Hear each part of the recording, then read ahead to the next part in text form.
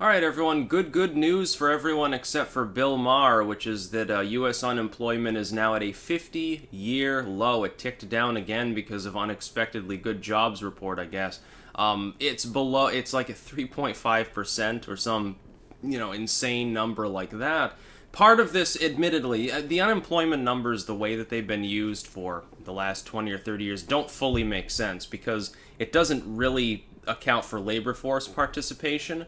So what you've got is a situation where some people have simply dropped out of the workforce permanently, or at least long enough term, no longer to be counted as unemployed. That being said, though, it is still good news. A lot of it is due to job growth. And not all of those jobs that are being grown, by the way, are like in the Obama era. There was job growth going on, but a lot of it was low-end jobs. So the person who before had, some steel worker job, they were making 50, 60K a year, or they were working on an oil rig, or they were doing some sort of skilled labor and they were, making 4K a month or something like that. We're now flipping burgers. In some cases, having to work two shifts.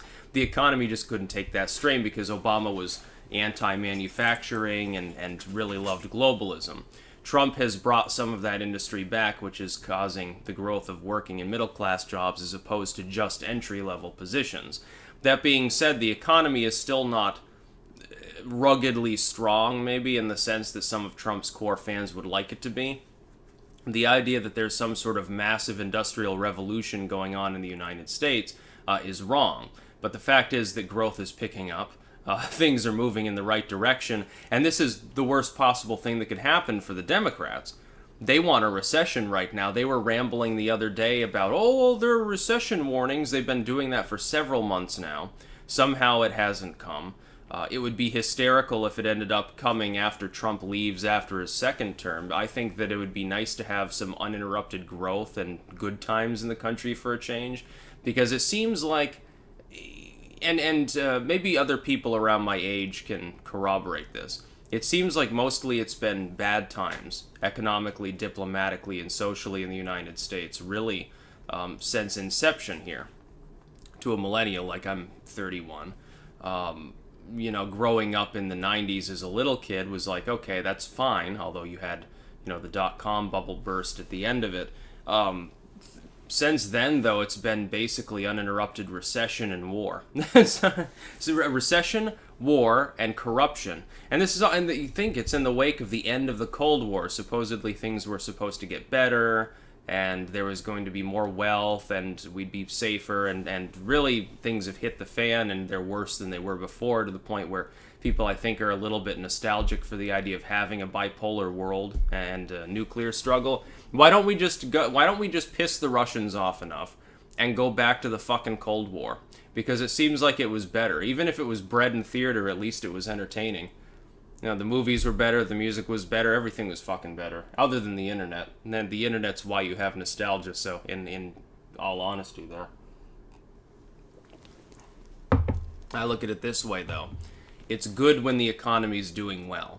The fact is, though, that Trump will get absolutely no credit for this. If 2 or 3 years down the road, Trump gets reelected, he's in the middle of his next term. The economy's still doing well. Oh, unemployment's at like 1%. Labor force participation is up. The stock market's at new highs. They will still be rambling about how somehow it was Obama's success story. They literally still make that excuse today. Now, there is a delay, definitely, in economic policy, but it doesn't last this long. It's like the idea, Obama said, well, it's the Bush economy through most of his presidency, whenever there were problems going on. But he claimed that unemployment could never get below 6 or 7%. He claimed that 3% growth was impossible. He claimed that all of the metrics and measures that are currently being used in the economy to show that things are going well were unachievable. That the new norm was the 2010 economy or the 2011 economy. That was what we were going to have to get used to. Americans needed to scale back their ambitions on the world stage. We needed to get used to the idea. We needed to manage our decline, boomer style, and just sit there and chuckle about the good old days with a tear in our eye and a beer in our hand about our country being destroyed.